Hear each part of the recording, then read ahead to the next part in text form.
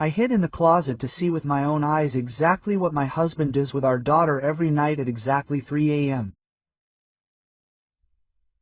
And before we continue, please write what country you are from and how old you are. Enjoy. She was sure she knew her husband by heart. 10 years of marriage, a daughter together, a peaceful life. But one night she woke up and heard footsteps at exactly 3 a.m. Every night, Sergei opened the door to their 9-year-old daughter's room. One day, Marina hid in the closet to see everything for herself. The bus slowly pulled along the river. The streetlights danced in the windows, smooth golden spots. Marina sat by the window and looked at the water. The evening was windy, with a rare fine drizzle. People on board spoke quietly, and this shared hum was calming. The day ended late. Morning appointment at the clinic. 2 patients with high blood pressure. A sudden call to the day hospital ward. Around 6, the supervisor asked her to stay late and sort through new logbooks. Marina had been a nurse for a long time, knew how to keep up the pace and not complain. But today, one thought was ringing in her head. Why had her daughter woken up again in the night?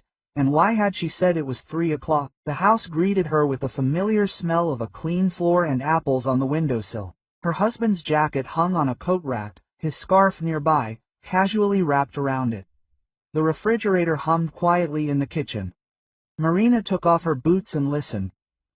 It was quiet in her daughter's bedroom, her shoulders relaxed. Another step and she heard the creaking of the bed in the room. She peeked in. Lisa was sleeping on her side, pressing her palm to her cheek. A stuffed bunny with a torn ear lay next to her. The sheet was crumpled. A pale mark from a grab was visible on her leg. Marina covered her daughter and held her gaze. The bruise was small, like a fingerprint, not fresh, but not old either. Again, there was an unpleasant heaviness under my chest. Yesterday, Liza quietly said before going to bed, "Mom, he'll come again at 3 o'clock." To the question, "Who?" Dad answered in a whisper. And she lowered her eyes. Marina didn't ask any questions then. Liza, if she doesn't want to, falls silent and closes up like a shell. She decided to talk in the morning. But in the morning the girl woke up sleepily, started coughing, froze at the bus stop, and then ran to school. The day whirled, and then the evening asked the same question again. In the living room, her husband was sitting on the edge of the sofa and scrolling through the news on his phone. Sergei is tall, strong, with broad shoulders and a free gait. When they met, he seemed simple and reliable. He loved to fix everything around the house, and laughed that he could fix electrical outlets. Marina fell in love with his calm gaze and even voice. Over the years, however, his voice became sharper. His gaze became heavier. At night, he sometimes jumped from his dreams. Once in the dark, he nudged her elbows, so much that my arm hurt for 2 days. In the morning he apologized, saying that it was just a nonsense dream. Quote, "You're late," he said without looking up. "Is there any food?" "Yes," Marina answered. "Heat up the soup. There are cabbage pies in the fridge." "Is Lisa asleep?" "She is asleep. She is tired today." Sergei nodded and went into the kitchen. She could hear him slam the microwave door and rattle a spoon in a plate. Marina went into the nursery again, sat down on the edge of the bed, and stroked her daughter's hair. The mumbling in her sleep became more even. "Exactly at 3. This phrase stuck like a burdock. Exactly at 3.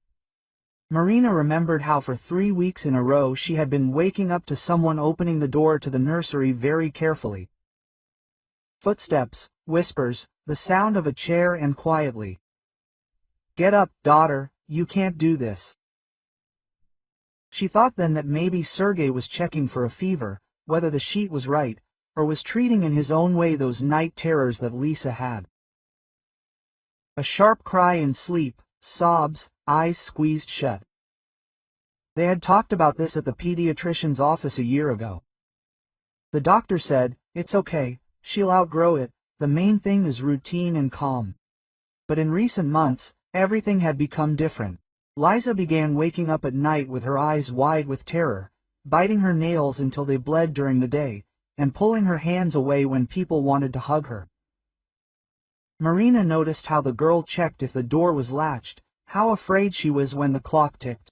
Yesterday, for the first time, she saw a handprint on her hand. Quote, "Serioza," Marina called from the room. "Let's talk." He came in and leaned his shoulder against the doorframe. "What again?" "Liza said that you come to her at night. Exactly at 3. Why?" Sergey looked away. "I'm checking," she screams in her sleep. "You can't let this happen on its own. You have to wean it off gradually." "How?" He shrugged. "Like my grandfather weaned me off, with cold water in face. Breathing. Light turned on and off. Light therapy. Sits on the edge of the bed, arms straight, breathing in rhythm. I also read about the alarm clock method on the internet. Wake the child 5 minutes before the attack, so I check to make sure it doesn't happen. Waking a child at 3 in the morning every day is driving her crazy." Marina's voice didn't waver, but the words noticeably measured the distance. "Not every day, every other day. And there's no need to make a monster out of me. I'm trying." Marina didn't say anything, went to the kitchen, poured herself some water. The glass trembled in her hand. The words "try" and "wake up" didn't add up. Night fell thicker. The clock on the wall chimed, the hand past 12. Marina turned off the light in the living room, left the nightlight in the hallway. She lay down next to her daughter. "No, then Sergey won't come. He's waiting for Lisa alone in the room." The thought of the closet came as easily as turning on a lamp, quietly, decisively, and without arguments. The closet door in the nursery opened without a creak. Inside, on the bottom shelf, lay boxes of pencils and drawing paper. Between the dresses and school sweaters, there was a place where she could curl up with her legs. Marina took the blanket, carefully moved the box, sat on the edge, and closed the door. A narrow strip of light from the nightlight streamed through the crack between the doors. At first, it seemed as if the closet was breathing. Her ears were buzzing with excitement. Then her breathing evened out. Time dragged differently in the darkness. The minutes became long and viscous, like warm caramel. Outside, the radiators rustled softly. Lisa rolled over and exhaled. Marina set her phone to silent and checked that 12 minutes remained. 2 minutes before 3 o'clock, the floor in the hallway creaked. The door to the nursery opened slightly. Marina saw only a narrow section. The shadow of a shoulder, a hand reaching out. The light flicked on, bright and piercing. Lisa closed her eyes and then opened them again. She sat up and looked around in confusion. Sergey tiptoed in, put a glass of water on the table, and sat down on the edge of the bed. His voice seemed even soft, but there was iron in that softness. "Get up, sit up straight. Back straight, breathe." He took the girl by the shoulders. Not too hard, but firmly, so she wouldn't fall. Inhale, exhale. Look at the light again. 3, turning it off. 1, 2, 3. The light went out. Look right, left, up, down. Now the water. "We'll wash up." He lifted Lisa, led her to a chair, draped a towel over her shoulders, wet her palms, and lightly stroked her cheeks. The girl shuddered. "It's cold, it's good for her. Don't shiver. We're fighting." Quote. "Daddy," Lisa whispered. "Can I go to bed? It's early. Just 5 more minutes. Count." He sat down next to her and set the metronome on the phone. "Don't cross your hands on your knees, keep your back straight." Lisa tense up, her shoulders rise, her chin twitching. Quote. "Don't slouch," Sergey said sharply and squeezed her shoulder tighter. This was exactly the mark Marina had seen during the day. A wave of not anger, but pain rose inside Marina. She wanted to go out, grab her daughter, cover her with a blanket, turn off the light, but she stayed in the closet and watched. She needed to see to the end what exactly was happening. Quote. "I'm tired," Lisa whispered. "I'm tired too," said Sergey, "but I'm doing this to make you feel better. Breathe." The metronome ticked as the girl counted. Her eyes glistened in the light, her lips trembled. Sergey turned off the phone and blew on his daughter's face, as if he were putting into practice advice he had read somewhere. Quote, "That's it," he said after a few minutes. "Lie down, you did better today." He covered Lisa with a blanket, turned off the overhead light, left the nightlight on, and walked out just as carefully. The nursery door closed. Marina sat in the closet for another minute. Her hands were cold under the blanket. She exhaled and walked out. Lisa was asleep, pulled the blanket up to her nose, and hugged the bunny to her chest. Her cheeks were burning, and there was a small wrinkle on the bridge of her nose. Marina turned off the nightlight, stroked her daughter's hair, and for the first time in a long time, she felt simple clarity. It needs to stop. This morning began without conversation. Sergei left for work earlier than usual. Marina walked Lisa to school and headed to the local children's clinic, not as an employee, but as a mother. The psychologist's office was bright. There were blocks, books, and stuffed toys. Quote, "Sit down," said the psychologist, a woman with clear eyes and a kind, even intonation. Quote, "Tell me what's troubling you." Marina spoke without unnecessary details, but honestly. About the cold water, the tight grip, the bruises. The psychologist nodded and made notes. Quote, "I understand," she said. "Your husband most likely genuinely wants to help, but he's doing it in ways that are traumatic. This is similar to eliminating night terrors with methods from the internet, taken out of context. Plus, the experience of my own family. Children with night terrors need a gentle regimen, a quiet awakening if the episode is repeated, but not training. Abrupt awakening at a certain time, a bright light from above, cold water, harsh instructions. All this only reinforces the fear. The child expects something terrible and gets it." Quote, "What to do?" Marina asked. "First, protect the child. Stop any activities at night. Second, maintain a stable routine, put him to bed warmly, have bedtime rituals, read, play quiet music, and have a dim nightlight. Third, see a sleep specialist or neurologist, but a psychologist is usually enough. Fourth, talk to your husband.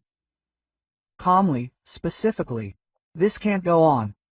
If he doesn't listen, then involve a third party. You work within the system and know that sometimes a firm boundary is necessary."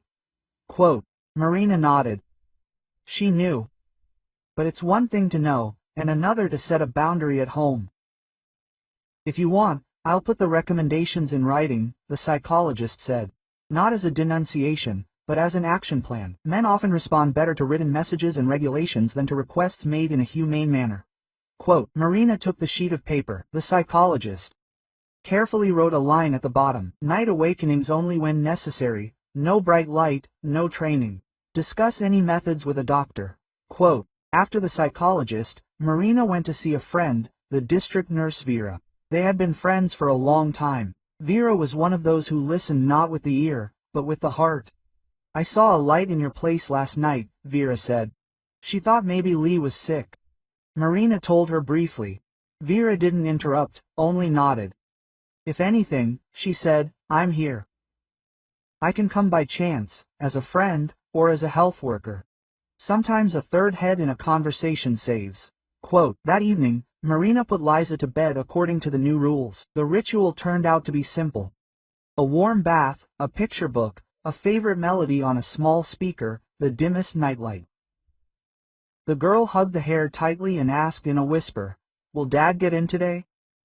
"No," Marina answered. "I'm here." Sergei came in around 11. His eyes were tired, his brows drawn together. He took off his shoes in the hallway and poured himself some water in the kitchen. "Are we going to argue?" he asked, leaning his hip on the table. "Talk," Marina said, putting a sheet of paper with recommendations in front of him. "I've been to a psychologist. She explained why your nighttime activities are harmful." Quote, he glanced quickly. "More papers. I'm doing the best I can. I also had attacks as a child. My father woke me up with cold water and nothing. I'm alive. You're a grown man and have been through a lot. Lisa is a child. She needs to be calmed down, not tested for strength. Look." Marina carefully pointed with her fingers to the scar on his eyebrow. "Old, but noticeable." "That's nothing." Sergei raised his hand, ran his eyebrow, looked away. "I just want her to stop crying. But it turns out she cries more. Look." Marina silently put a photograph of a bruise on her shoulder on the table. It's from your fingers. He winced. The wrinkles around his eyes deepened. I didn't hit him, said Tico. You don't hit him, thank you, said Marina. Also quietly, but you hurt. This is not a competition, worse or better. This is our child. I will not allow it to continue. And what are you suggesting? Take my daughter away from me? His voice rang with resentment. I propose we cancel the night checks. Completely. If Lisa screams, I'll wake up. You sleep soundly. Let's put a separate bell by the bed. I'll press it if you need help. Second, consult a doctor. Third, a psychologist for both of us. I'm not an enemy. I want us both to learn to live without these terrible nights. Sergei was silent. A muscle in his cheek twitched. He slowly sat down on a chair and placed his palms on the table. Okay, he said finally, I won't come in at night. Even if you're hysterical, if you scream again, I won't be hysterical, Marina interrupted without anger. I'll leave the rules. And who are you to set them? He jumped up and immediately went limp. Okay, you're the mother. Marina didn't add, and I'm the one who will stand up for my daughter. That would have been an unnecessary gesture. Everything has already been said. The night passed peacefully. Lisa stirred a little, sighed a couple of times, but didn't cry. Marina lay next to her, listening to her breathing. At 3 a.m., the compressor clicked on in the kitchen. A car drove by somewhere outside the window. The nursery door remained closed. The next few days were like a tug of war. During the day, Sergei held out, agreed to see a doctor, but in the evening, he started grumbling again. They made a monster out of me. At some point, he suggested, let's go to my friend the chiropractor, he relieves fear. Marina calmly declined. A week later, they went to a neurologist. An examination, a conversation, simple neurological tests. The doctor said, the girl has increased anxiety, she really did have night terrors, but you shouldn't wake her, but establish a quiet routine. Quote, no experiments at night, and Dad should think about his own ways of coping with fear. Sergei listened silently. On the way out, his jacket slipped off his shoulder. He didn't adjust it. He looked confused. He stopped at the entrance and asked, can we do without morals? I feel sick myself. There are no morals, Marina answered. There's a plan. And she pointed. Routine, rituals, a psychologist. Vera came in the evening with a pie. We sat and talked about little things, as if about nothing, but in fact about the most important things. How can a mother support a child, even when Dad is storming around? How can adults not splash anger on each other? How to keep the house level when you want to slam doors and throw words? Sergei, Vera said bluntly, if at 3 a.m. your hand reaches out to point, remember your eyebrow and turn to the wall. That will be the most correct move. Quote. Sergei nodded. I'm afraid to become like my father, he said. I don't know how else to do it. To study, Vera said. We all have to. A week passed, then 2. Liza began smiling more often during the day and stopped biting her nails. When asked if Dad would come, she once shrugged. I don't know, but if he comes, he'll ask first. It was the best compliment she could pay for the new rules. One evening, Marina was washing the dishes and noticed Sergei standing by the window, holding the alarm clock. He took out the battery and put it in the drawer. Throw it away? He asked without turning around. Not necessarily, Marina replied. Let it lie there, but do nothing. He nodded. Last night I woke up at 3 and lay there like a fool. My hands were itching. I wanted to go check on her. Then I remembered Vera's voice as a doctor. Yours. I lay there, counted to 100, and fell asleep like a boy. Well done, Marina said. Do you just still love me? He asked. She was silent for a long time, then replied, I love our daughter and our home. I'm teaching you again. That's fair, quote. He nodded and didn't take offense. In the 3rd month, the 3 of them went to the park. The snow was loose, the paths were sprinkled with sand. Liza held her mother's hand, and her father's with the other. They could hear someone laughing near the slide. The dog ran around the boy, tugging at its leash. "Mom," said Liza, "let's read the book about old man Kotovich tonight." "Okay," replied Marina. Sergei stopped turning on the overhead light at night. Sometimes he woke up, went to the kitchen, poured himself some water, and came back to stare at the ceiling and practice lying still.